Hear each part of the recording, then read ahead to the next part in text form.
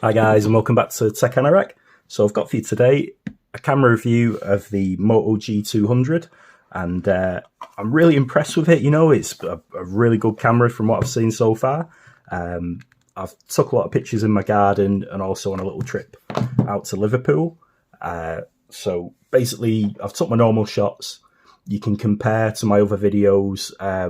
Most relevant so far is probably the Moto Edge 20 Pro because this is similar sort of device in that it's got a premium Snapdragon 888, but it's 150 £100 cheaper. So yeah, I think this stacks up really well. So you've got 108 megapixel main camera that can do up to 8K. The 8K is not stabilized, and I think 8K is just a bit of a novelty, really. I don't think many people are going to use it. They may do, but I haven't got an 8K display, obviously. The 4K 60 though is really good. You'll see in the video that it's stabilized well. You be the judge of that, but really good. So like I say, it's got that main 108 megapixel lens. It's a wide angle lens and an 8 megapixel ultra wide and a 2 megapixel depth sensor. I read a review where it said the wide angle, the 8 megapixel, it's gone down from the G100 that had a 16 megapixel, but it's still really good quality from what I saw. It's a nice trade-off having that 108 megapixel main lens, so it's not a big issue to me. The other thing, the selfie camera, that can do 1080p 30, so because it's got an 888 on board, it would have been nice if it could have had 4K or at least 1080p 60 on the front. I think this phone definitely capable of 4K 30 on the front though, with the chipset it's got, and it's a 16 megapixel front-facing camera. All right, guys, so let's get into the camera review and let me know what you think in the comments. But like I say, I think it's really good.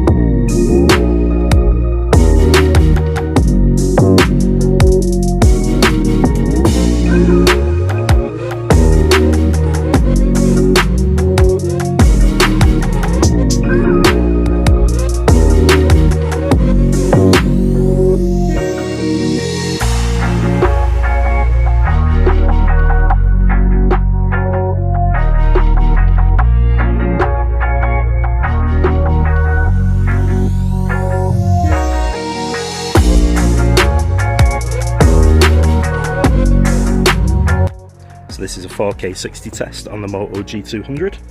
So looking at the preview, it looks nice and steady, this lens. So we'll see what happens in post, but yeah, I think we're on to a winner here. Okay, and this is a full HD 60 test on the Moto G200. Again, like the 4K 30 or 4K 60, really nice and smooth.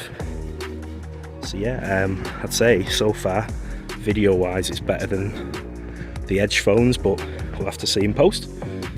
So this is a vlogging test on the Moto G200.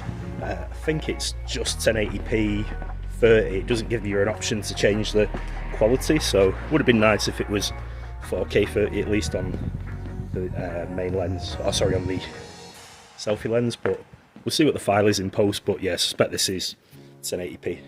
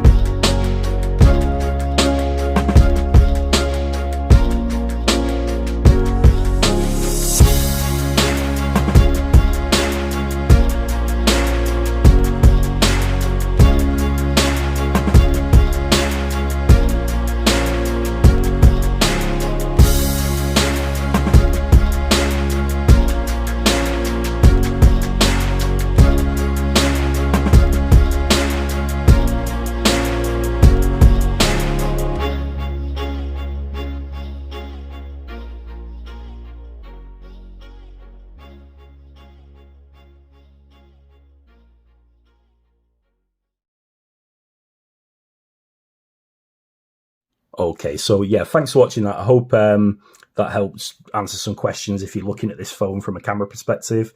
For the money, I think it's really good. I think it's not far off my Nord 2.